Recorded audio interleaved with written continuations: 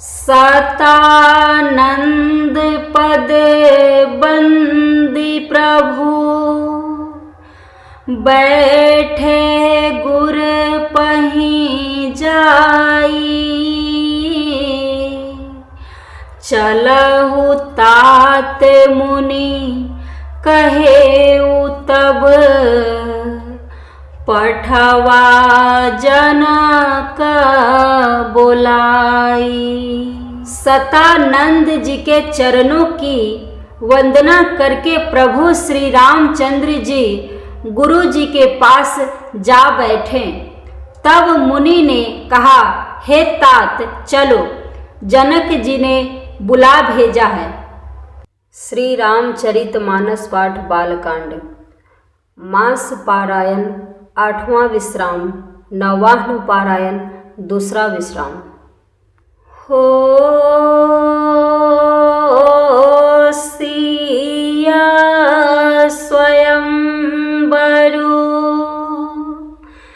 देखिया जाई।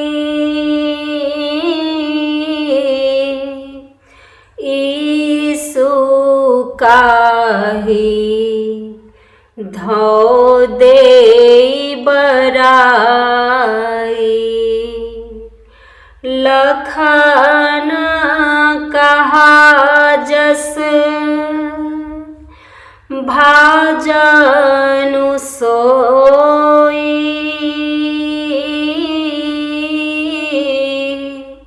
नाथ कृपा तब जा पर होई। राम सिया राम, सिया राम जय जय राम। राम सिया राम, सिया राम जय जय राम। चलकर सीता जी के स्वयंवर को देखना चाहिए। देखे ईश्वर किसको बड़ाई देते हैं। लक्ष्मण जी ने कहा, हे नाथ, जिस पर आपकी कृपा होगी वही बड़ाई का पात्र होगा। धनुष तोड़ने का श्रेय उसी को प्राप्त होगा। हो हरसे मुनि सब, सुनी बड़बानी।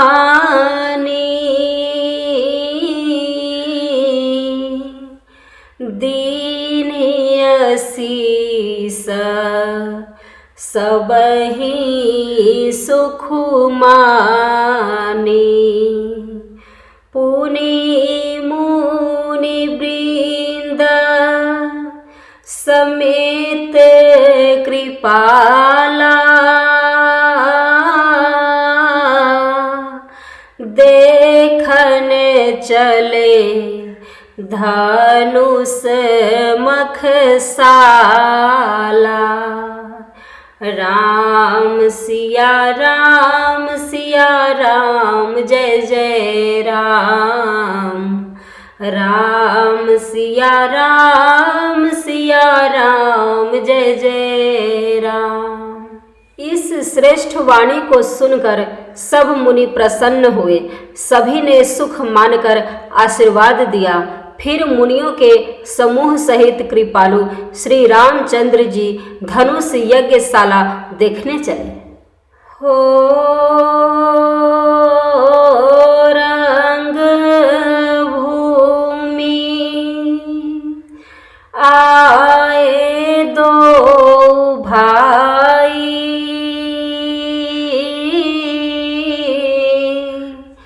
असी सुधि सब पुरबासिन पाई। चले सकल गृह काज बिसारी।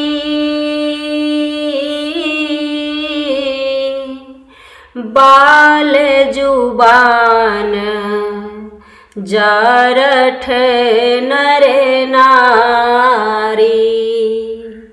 राम सिया राम, सिया राम जय जय राम सिया राम जय जय राम। दोनों भाई रंग भूमि में आए हैं, ऐसी खबर जब सब नगर निवासियों ने पाई, तब बालक जवान बूढ़े स्त्री पुरुष सभी घर और काम काज को भुलाकर चल दिए। देखी जनका भीड़ भय भारी,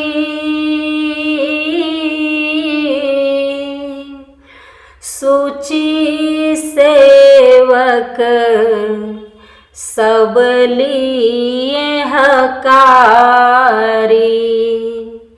तुरत सकल लोगन पाहि जाहू,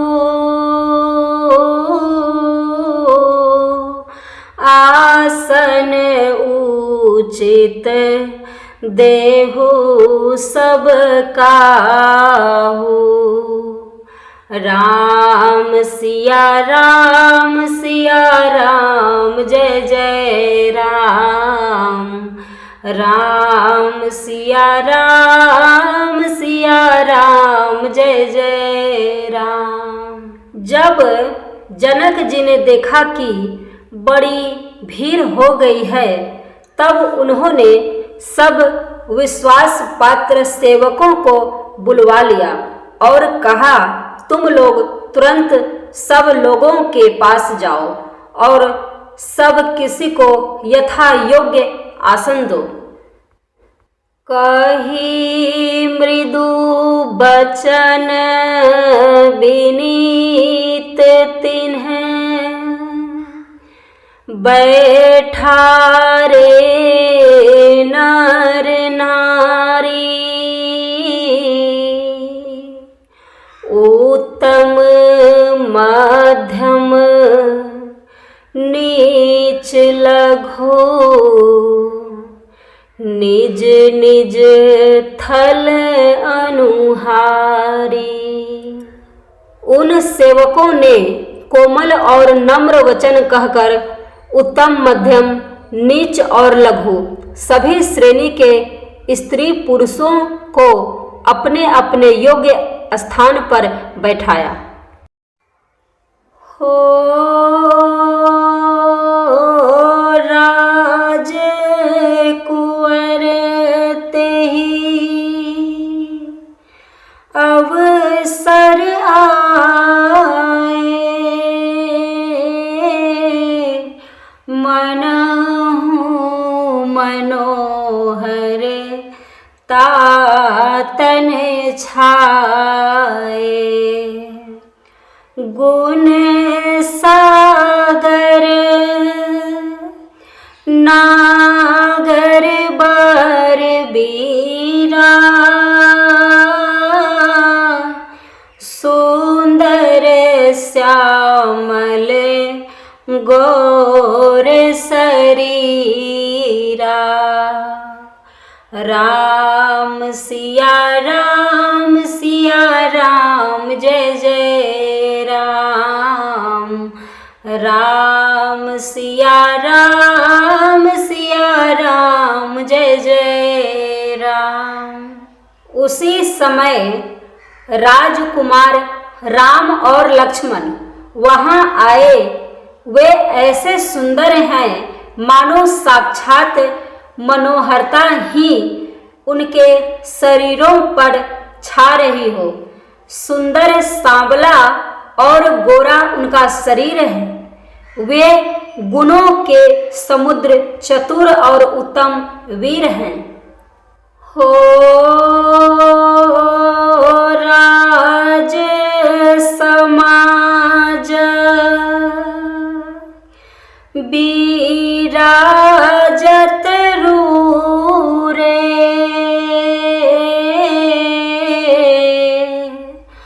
उडगन महु जनु जुग विधु पूरे,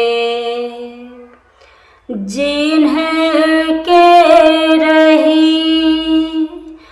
भावना जैसी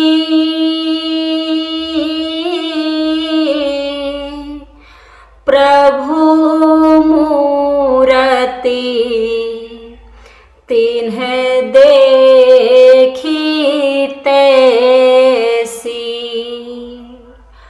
राम सिया राम जय जय राम। राम सिया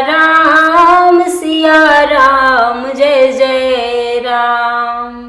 वे राजाओं के समाज में ऐसे सुशोभित हो रहे हैं मानो तारागणों के बीच दो पूर्ण चंद्रमा हो। जिनकी जैसी भावना थी प्रभु की मूर्ति उन्होंने वैसी ही देखी। हो देखा ही रूप महारण धीरा, मनहु वीर रसु धरे शरीरा। डरे कुटिल नृप प्रभु ही निहारी।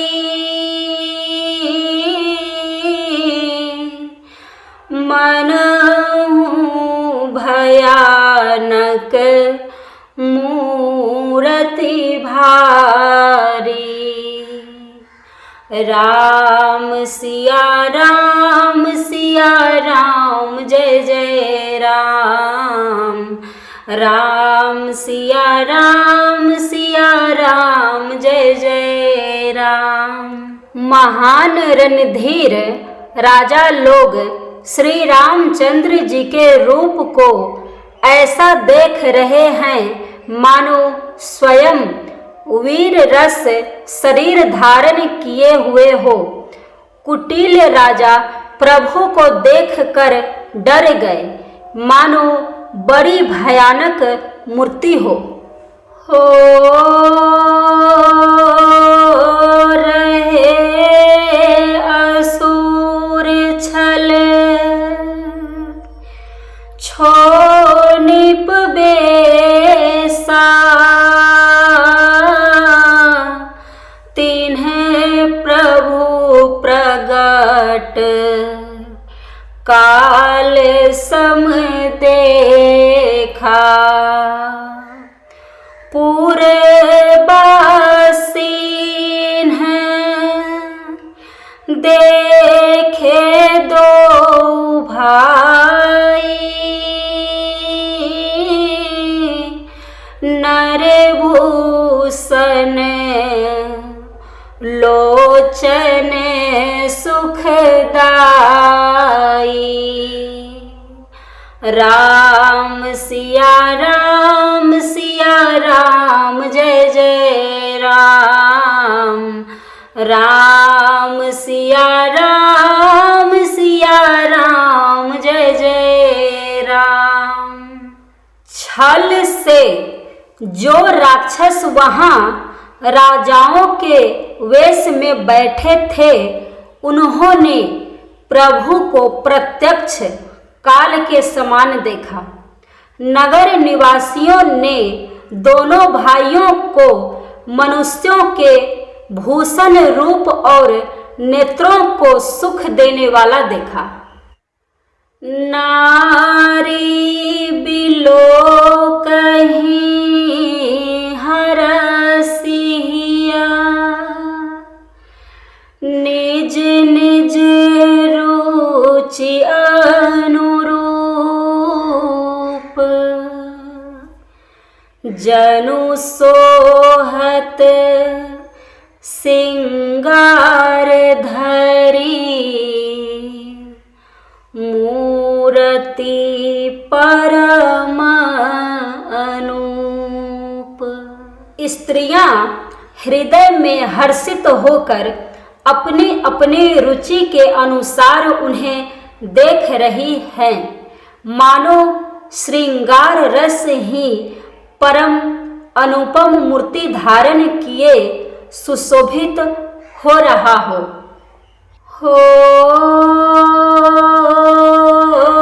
विदूषण है प्रभु विराट में दिशा, बहुमुख कर पगलोचन सीसा। जनक जाति अवलोकहि कैसे, सजन सगे प्रिय लागहि जैसे। राम सिया राम जय जय राम। राम सिया राम जय जय राम। विद्वानों को प्रभु विराट रूप में दिखाई दिए, जिसके बहुत से मुंह, हाथ, पैर, नेत्र और सिर हैं। जनक जी के सजातीय कुटुंबी प्रभु को किस तरह कैसे प्रिय रूप में देख रहे हैं, जैसे सगे सज्जन संबंधी प्रिय लगते हैं। हो सहित विदेह बिलोकहि रानी, शिशु सम प्रीति न जाति बखानी। जोगीन है परम तत्व में भाषा, शांत शुद्ध सम सहज प्रकाशा। राम सिया राम जय जय राम। राम सिया राम जय जय राम।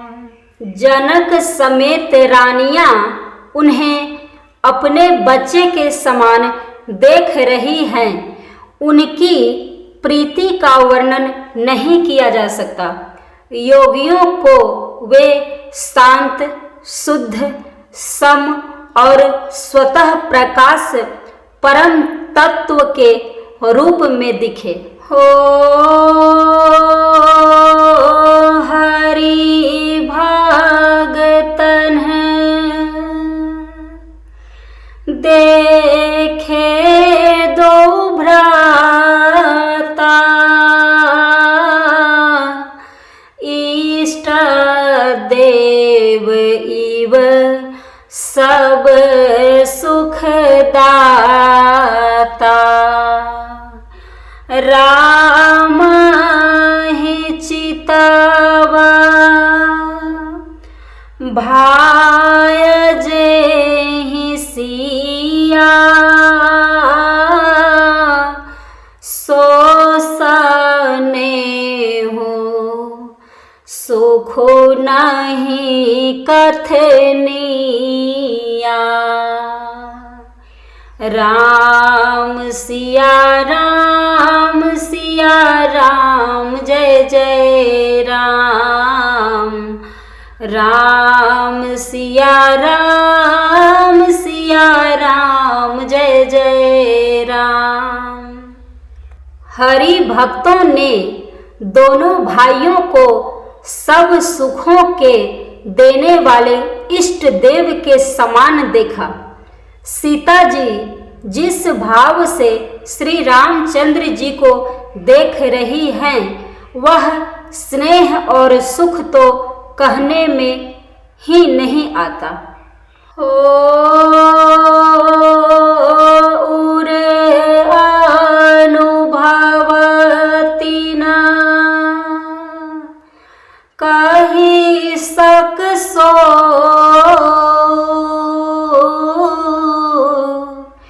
कवन प्रकार कहे कभी को, एही विधि रहा जाहि जस भाऊ,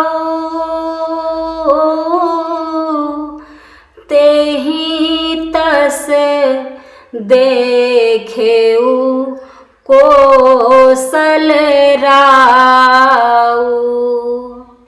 राम सिया राम जय जय राम, राम सिया राम जय जय राम।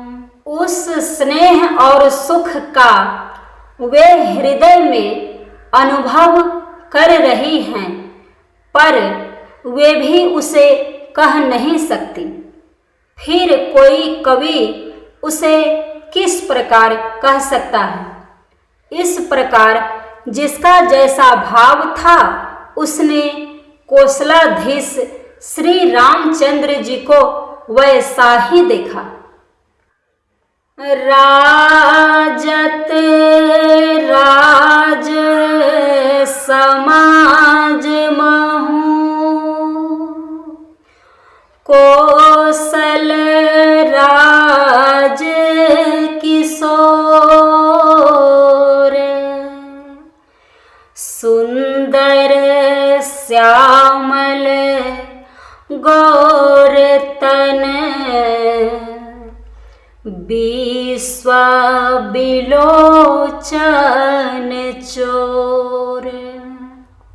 सुंदर सांवले और गोरे शरीर वाले तथा विश्व भर के नेत्रों को चुराने वाले कौशलाधीश के कुमार राज समाज में इस प्रकार सुशोभित हो रहे हैं। हो सहज मनोहर मूरति दो,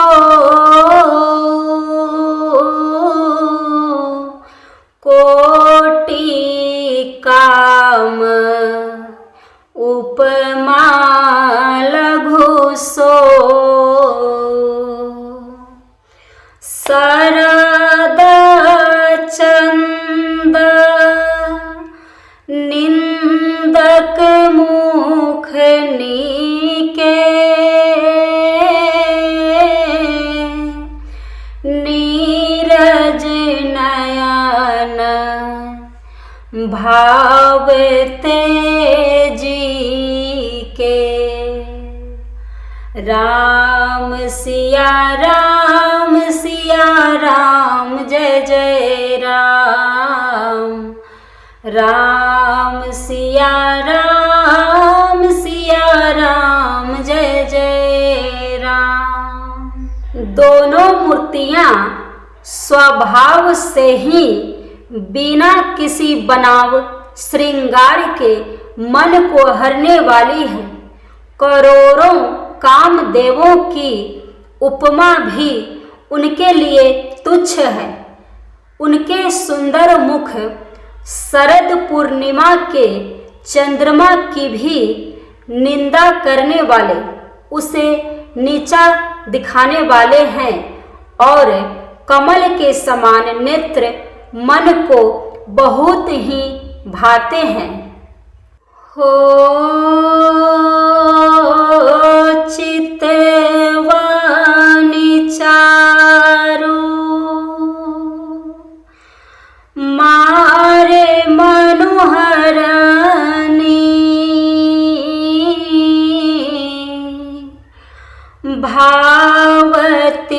हृदय जाती नहीं बरनी, कल कपोल श्रुति कुंडल लोला, चिबुक अधर सुंदर मृदु बोला। राम सिया राम जय जय राम, राम सिया राम जय जय राम। सुंदर चितवन सारे संसार के मन को हरने वाले, कामदेव के भी मन को हरने वाली है। वह हृदय को बहुत ही प्यारी लगती है, पर उसका वर्णन नहीं किया जा सकता। सुंदर गाल है, कानों में चंचल झूमते हुए कुंडल हैं, ठोड़ी और अधर ओठ सुंदर है, कोमल वाणी है। हो कुमुद बंधु कर नींदक हासा, भ्रिकुटी बिकट मनोहर नासा, भाल विशाल तिलक झलकाहि,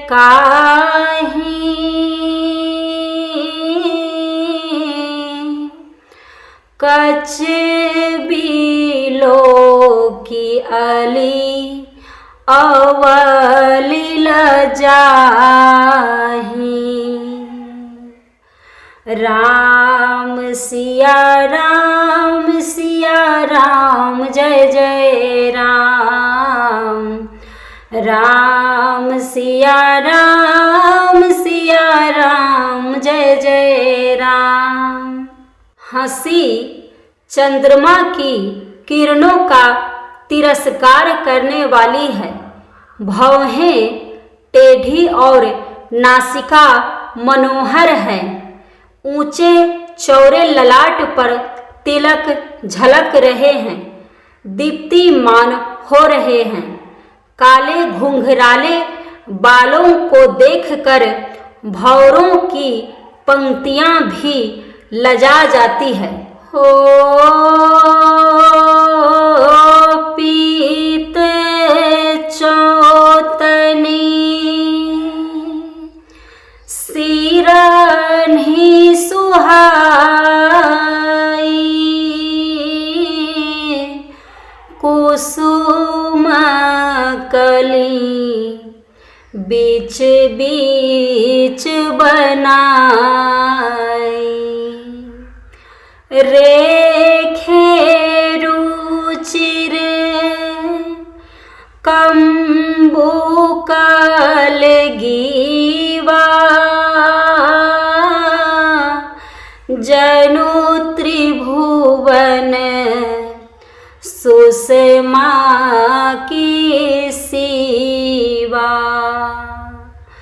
राम सिया राम जय जय राम, राम सिया राम जय जय राम।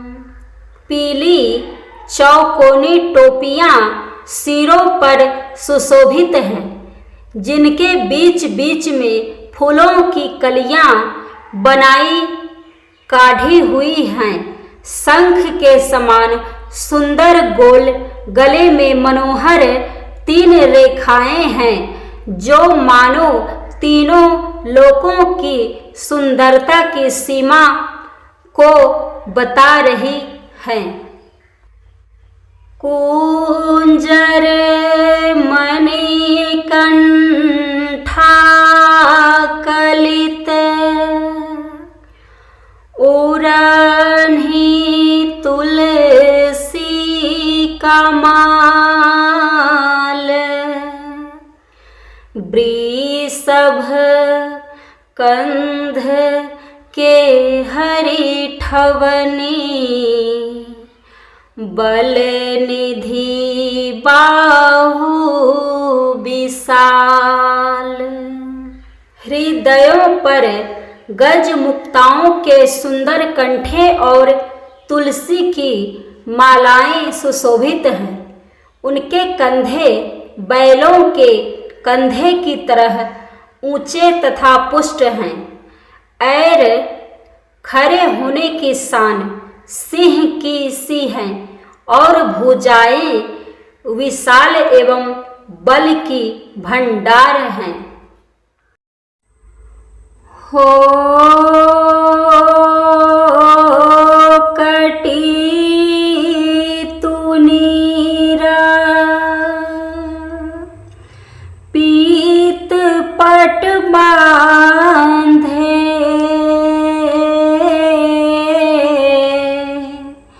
कर सर धनुषा बाम बड़ कांधे पीता यज्ञ उपबीत सुहाए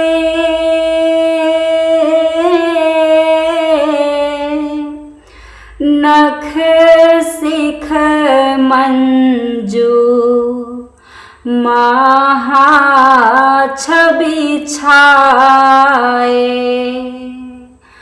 राम सिया राम जय जय राम राम सिया राम जय जय राम।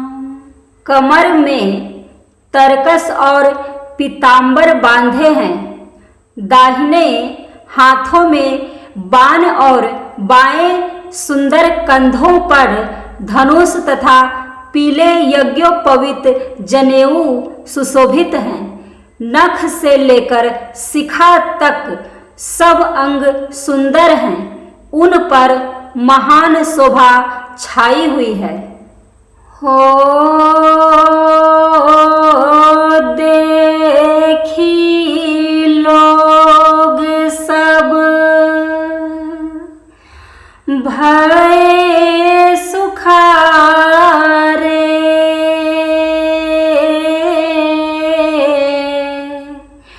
एक टक लोचन चलत न तारे हर से जन को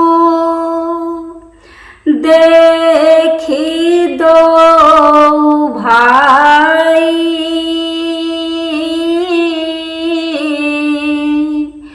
मुनि पद कमल गहे तब जाई राम सिया राम जय जय राम राम सिया राम जय जय राम। उन्हें देखकर सब लोग सुखी हुए। नेत्र एक टक निमेष शून्य हैं और तारे पुतलियां भी नहीं चलते। जनक जी दोनों भाइयों को देखकर हर्षित हुए। तब उन्होंने जाकर मुनि के चरण कमल पकड़ लिए। हो करी बीनती निज कथा सुनाई,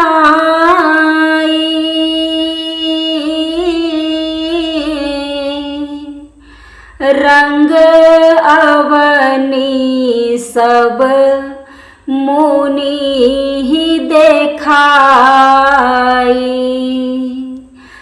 जहाँ जहाँ जाही कुंवर बर दो,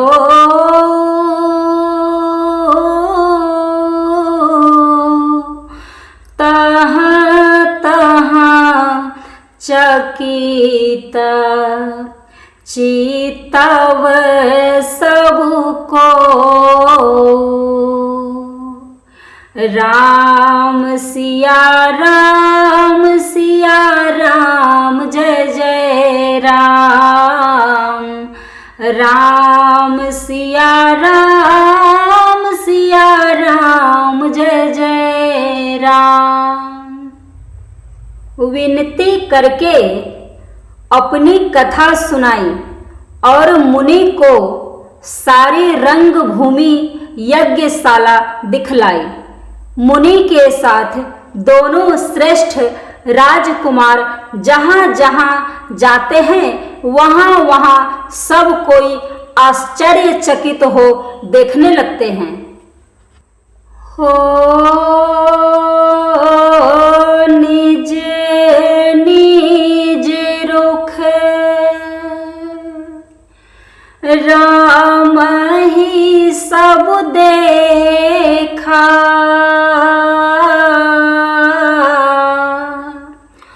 को न जाने कछु मरम विशेषा।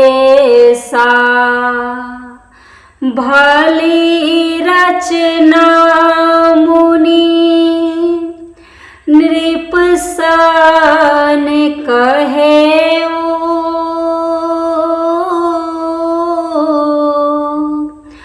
राजा मुदित महासुख लहेउ। राम सिया राम जय जय राम, राम सिया राम जय जय राम। सबने राम जी को अपनी अपनी ओर ही मुख किए हुए देखा, परंतु इसका कुछ भी विशेष रहस्य कोई नहीं जान सका। मुनि ने राजा से कहा, रंग भूमि की रचना बड़ी सुंदर है। विश्वामित्र जी जैसे निःस्पृह विरक्त और ज्ञानी मुनि से रचना की प्रशंसा सुनकर राजा प्रसन्न हुए और उन्हें बड़ा सुख मिला। सब मंचानहते मंचु एक सुंदर विशद विशाल, मुनि समेत दो बंधु तहाँ बैठा रे महिपाल। सब मंचों से एक मंच अधिक सुंदर, उज्जवल और विशाल था। स्वयं राजा ने मुनि सहित दोनों भाइयों को उस पर बैठाया। सब मंचानहते मंचु एक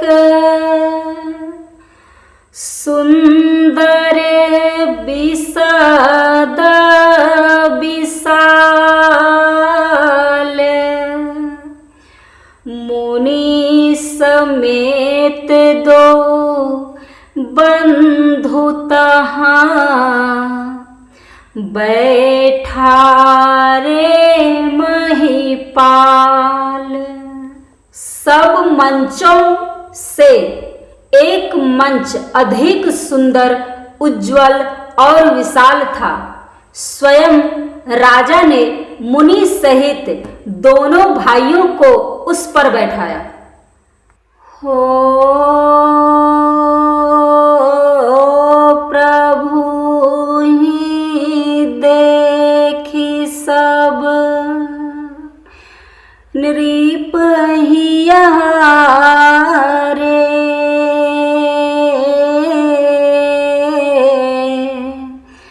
जनु राकेश उदय भय तारे, असी प्रतीति सब के मन माही,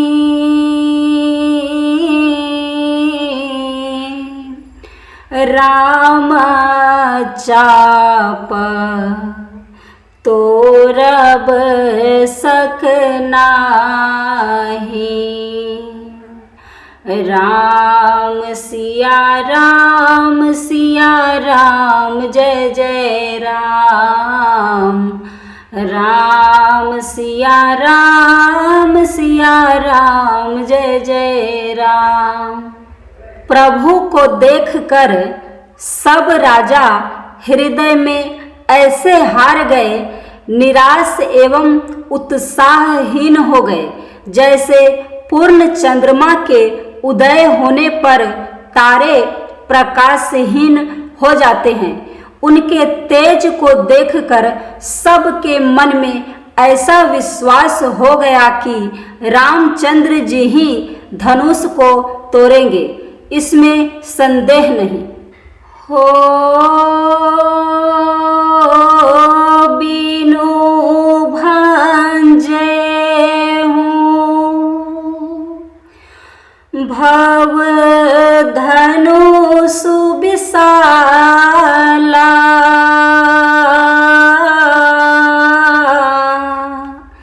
मेली सिया राम उरे माला, अस बिचारी गवनहु घर भाई,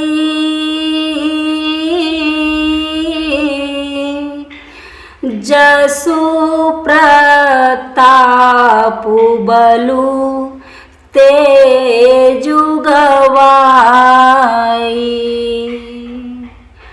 राम सिया राम जय जय राम, राम सिया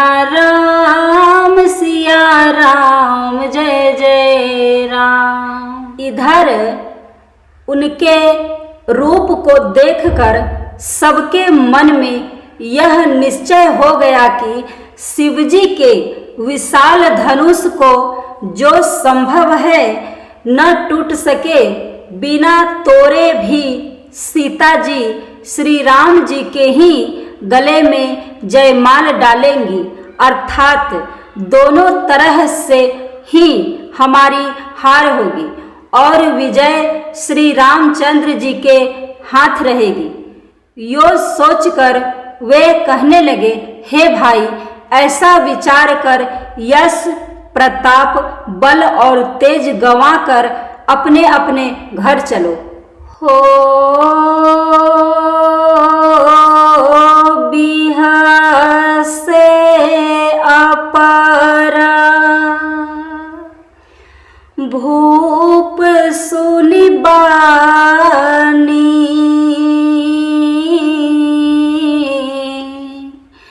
जे अविवेक अंध अभिमानी,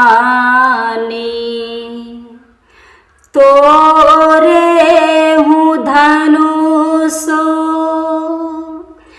ब्याहु अवगाहा,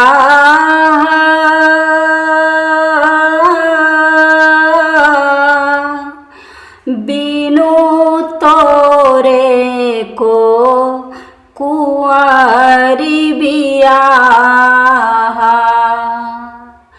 राम सिया राम जय जय राम। राम सिया राम जय जय राम। दूसरे राजा जो अविवेक से अंधे हो रहे थे और अभिमानी थे, यह बात सुनकर बहुत हंसे। उन्होंने कहा, धनुष तोड़ने पर भी विवाह होना कठिन है, अर्थात सहज ही में हम जानकी को हाथ से जाने नहीं देंगे। फिर बिना तोड़े तो राजकुमारी को ब्याह ही कौन सकता है। हो एक बार कालऊ किन हो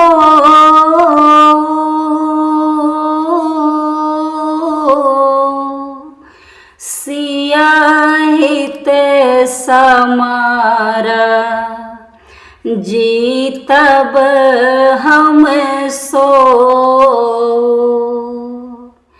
यह सुनी अवर माहिप मुस्काने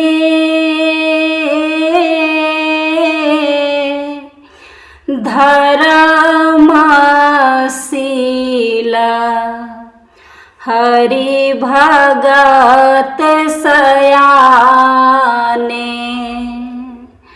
राम सिया राम जय जय राम। राम सिया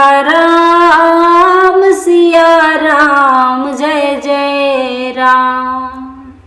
काल ही क्यों न हो, एक बार तो सीता जी के लिए उसे भी हम युद्ध में जीत लेंगे।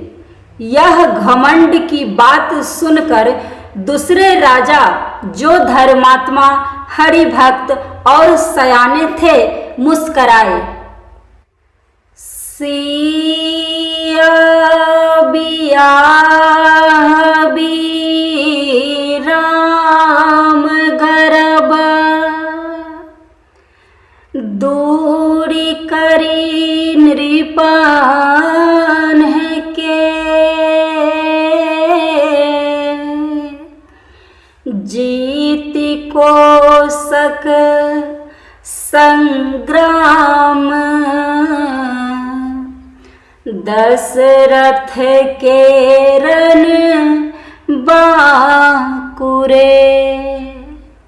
उन्होंने कहा, राजाओं के गर्व दूर करके जो धनुष किसी से नहीं टूट सकेगा, उसे तोड़कर श्री रामचंद्र जी सीता जी को ब्याहेंगे। रही युद्ध की बात, सो महाराज दशरथ के रण में बांके पुत्रों को युद्ध में तो जीत ही कौन सकता है। हो व्यर्थ मरहूं जनी गाल बजाई।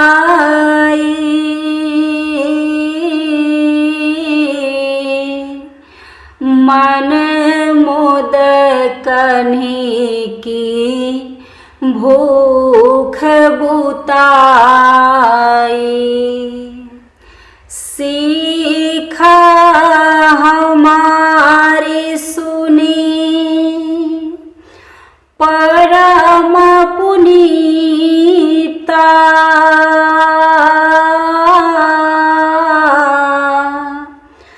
जगदम्बा जानहु जिय सीता। राम सिया राम जय जय राम। राम सिया राम जय जय राम। गाल बजाकर व्यर्थ ही मत मरो, मन के लड्डुओं से भी कहीं भूख बुझती है। हमारी परम पवित्र निष्कपट सीख को सुनकर सीता जी को अपने जी में साक्षात जगजननी समझो। उन्हें पत्नी रूप में पाने की आशा एवं लालसा छोड़ दो। हो जगत पिता रघुपति ही बिचारी,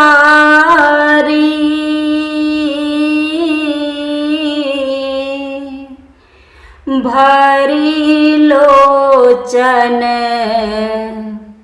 छवि लेहु निहारी।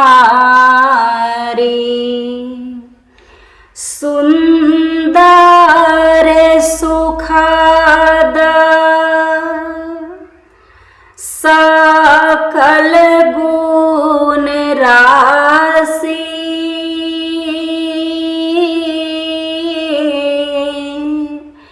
ए दो बंधु शंभुर बासी। राम सिया राम जय जय राम। राम सिया राम जय जय राम। और श्री रघुनाथ जी को जगत का पिता परमेश्वर विचार कर नेत्र भर कर उनकी छवि देख लो। ऐसा अवसर बार बार नहीं मिलेगा। सुंदर सुख देने वाले और समस्त गुणों की राशि ये दोनों भाई शिवजी के हृदय में बसने वाले हैं। स्वयं शिवजी भी जिन्हें सदा हृदय में छिपाए रखते हैं, वे तुम्हारे नेत्रों के सामने आ गए हैं। हो सुधा समुद्र समीप बिहाई,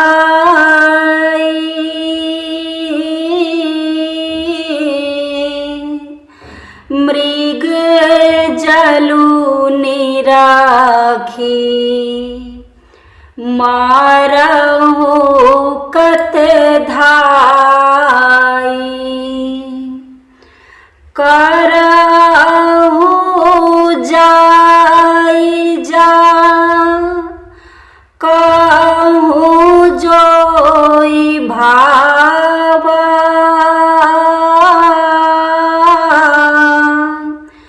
हम तो आजू जनम फलु पावा।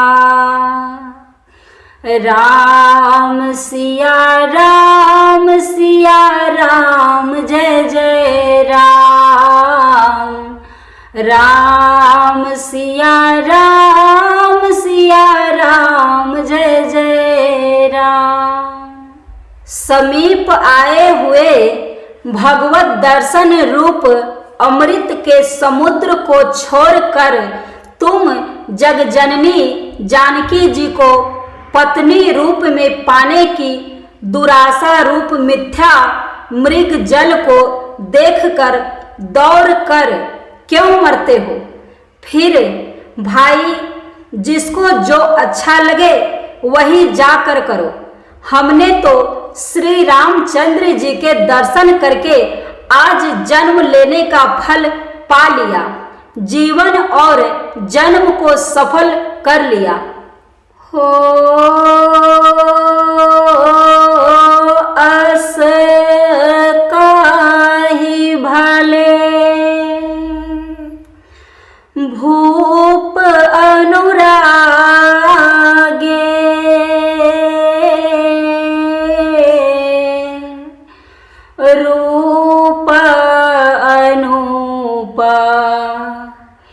बिलोकन लागे। देखहि सुर नभ चढ़े विमाना,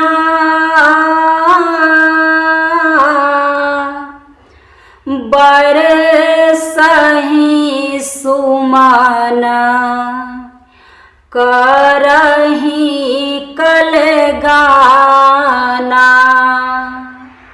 राम सिया राम जय जय राम।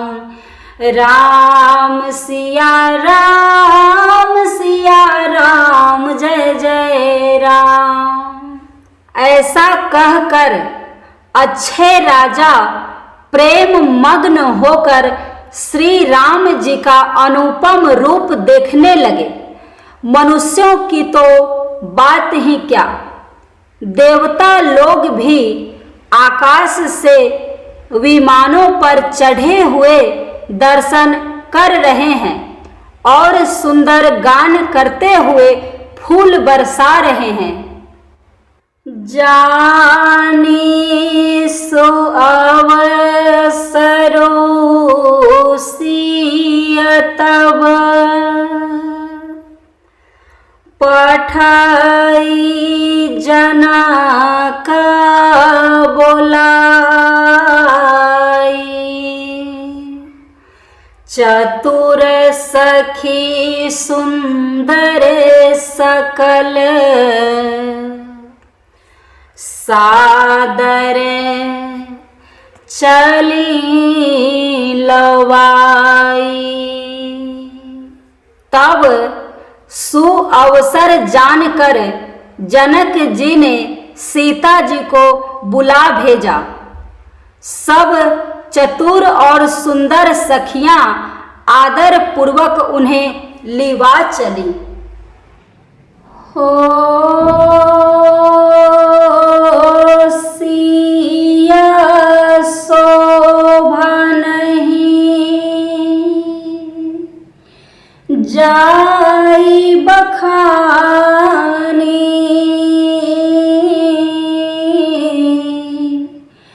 जगदम्बिका रूप गुण खानी। उपमा सकल मोहि लघु लागी। प्राकृत नारी अंग अनुरागी। राम सिया राम जय जय राम। राम सिया राम जय जय राम। रूप और गुणों की खान जग जननी जानकी जी की शोभा का वर्णन नहीं हो सकता। उनके लिए मुझे काव्य की सब उपमाएं तुच्छ लगती हैं, क्योंकि वे लौकिक स्त्रियों के अंगों से अनुराग रखने वाली हैं, अर्थात वे जगत की स्त्रियों के अंगों को दी जाती हैं। काव्य की उपमाएं सब त्रिगुणात्मक माइक जगत से ली गई हैं। उन्हें भगवान की स्वरूपा शक्ति श्री जानकी जी के अप्राकृत चिन्मय अंगों के लिए प्रयुक्त करना, उनका अपमान करना और अपने को उपहासास्पद बनाना है। हो सिया बरनियते उपमा देई।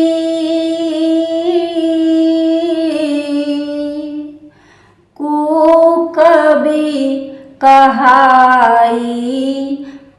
जसु को ले जौ पट तरिया तिया समसिया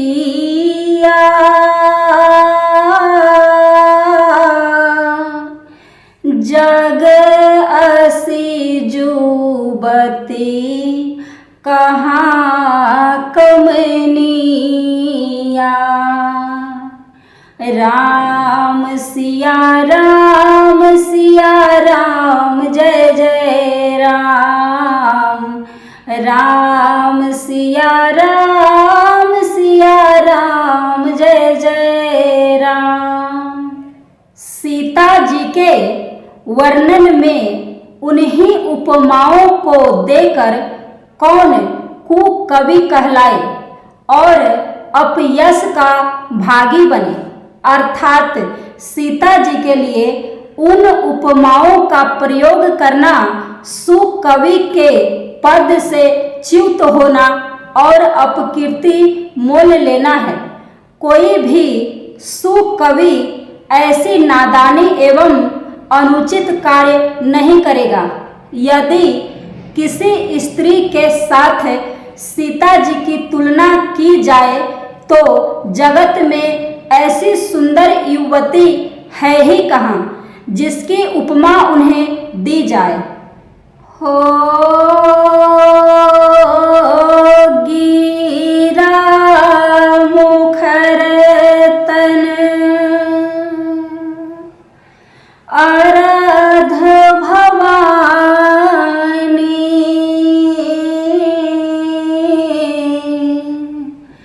रति अति दुखिता अतनुपति जानी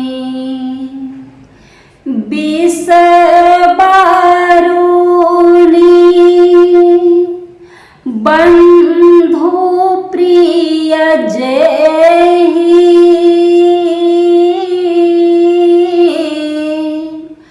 कहिया रमा सम किमि बैदेहि।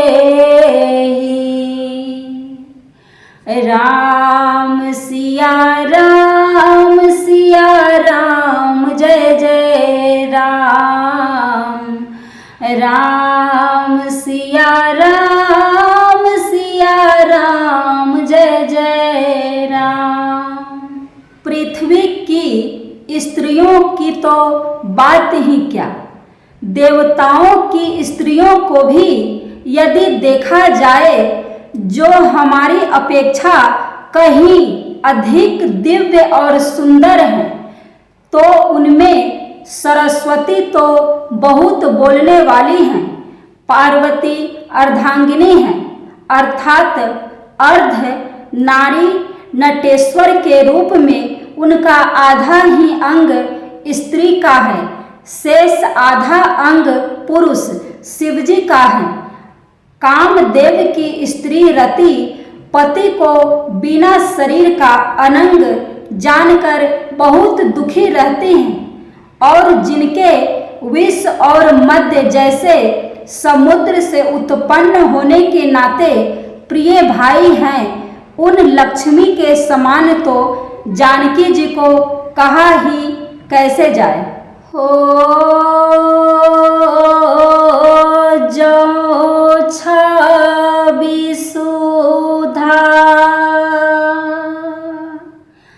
पायो निधि होई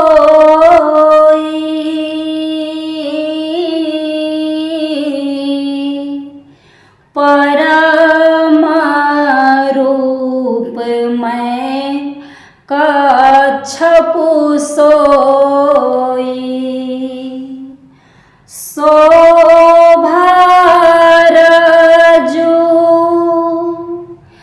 मंदरु सिंगारो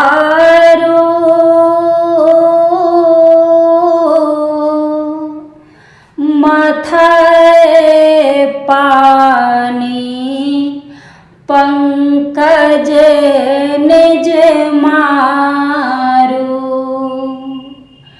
राम सिया राम जय जय राम। राम सिया राम जय जय राम। जिन लक्ष्मी जी की बात ऊपर कही गई है वे निकली थीं खारे समुद्र से, जिसको मथने के लिए भगवान ने अति कर्कश पीठ वाले कच्छप का रूप धारण किया। रस्सी बनाई गई महान विषधर वासुकी नाग की मथानी का कार्य किया अतिशय कठोर मंदराचल पर्वत ने, और उसे मथा सारे देवताओं और दैत्यों ने मिलकर। जिन लक्ष्मी को अतिशय शोभा की खान और अनुपम सुंदरी कहते हैं, उनको प्रकट करने में हेतु बने ये सब असुंदर एवं स्वाभाविक ही कठोर उपकरण, ऐसे उपकरणों से प्रकट हुई लक्ष्मी श्री जानकी जी की समता को कैसे पा सकती हैं। हाँ, इसके विपरीत यदि छवि रूपी अमृत का समुद्र हो, परम रूपमय कच्छप हो, शोभा रूप रस्सी हो, श्रृंगार रस पर्वत हो, और उस छवि के समुद्र को स्वयं कामदेव अपने ही कर कमल से मथे। एहि विधि उपजै लच्छी, जब सुंदरता सुख मोल, तदपि सकोच समेत कवि, कहहीं सिया समतुल।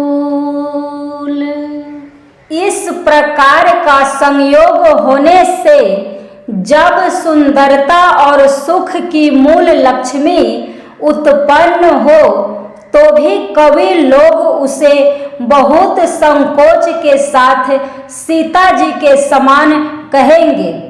जिस सुंदरता के समुद्र को कामदेव मथेगा वह सुंदरता भी प्राकृत लौकिक सुंदरता ही होगी, क्योंकि कामदेव स्वयं भी त्रिगुणमयी प्रकृति का ही विकार है। अतः उस सुंदरता को मथ कर प्रकट की हुई लक्ष्मी भी उपर्युक्त लक्ष्मी की अपेक्षा कहीं अधिक सुंदर और दिव्य होने पर भी होगी प्राकृत ही। अतः उसके साथ भी जानकी जी की तुलना करना कवि के लिए बड़े संकोच की बात होगी। जिस सुंदरता से जानकी जी का दिव्याति दिव्य परम दिव्य विग्रह बना है, वह सुंदरता उपर्युक्त सुंदरता से भिन्न अप्राकृत है। वस्तुतः लक्ष्मी जी का अप्राकृत रूप भी यही है। वह कामदेव के मथने में नहीं आ सकती और वह जानकी जी का स्वरूप ही है, अतः उनसे भिन्न नहीं। और उपमा दी जाती है भिन्न वस्तु के साथ। इसके अतिरिक्त जानकी जी प्रकट हुई हैं, स्वयं अपनी महिमा से उन्हें प्रकट करने के लिए किसी भिन्न उपकरण की अपेक्षा नहीं है, अर्थात शक्ति शक्तिमान से अभिन्न अद्वैत तत्व है, अतएव अनुपमेय है। यही गूढ़ दार्शनिक तत्व भक्त शिरोमणि कवि ने इस अभूतोपमालंकार के द्वारा बड़ी सुंदरता से व्यक्त किया है। हो मंगल भवन अमंगल हारी,